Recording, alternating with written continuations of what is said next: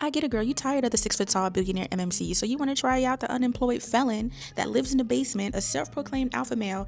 And did I mention he raps? Yeah. Campaign taste on a bad boy budget centers around Jamila, who is a restaurant owner of a struggling business, and she's drowning in debt. So this is her one last chance to make it work. She needs to hire a head chef who just so happens to be ex-con Rashad, because surprise, in prison he was cooking it up for all the Christmas.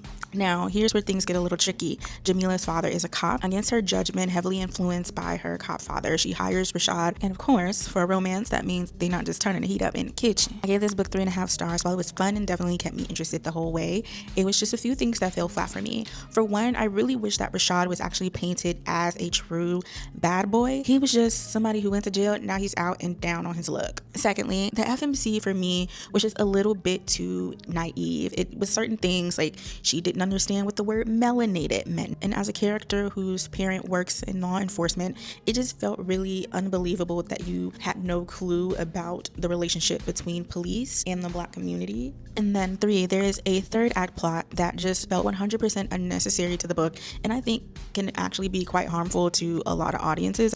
And I would have loved to see just a little bit of emotional connection between the two main characters. Could have done with just a little bit more of that yearning and less of his raps. Child, I could not take his raps. Actually, take the raps out of the book. That dropped a whole star by itself. The raps were terrible. The raps were bad. Rashad, stick with the pots and pans, please.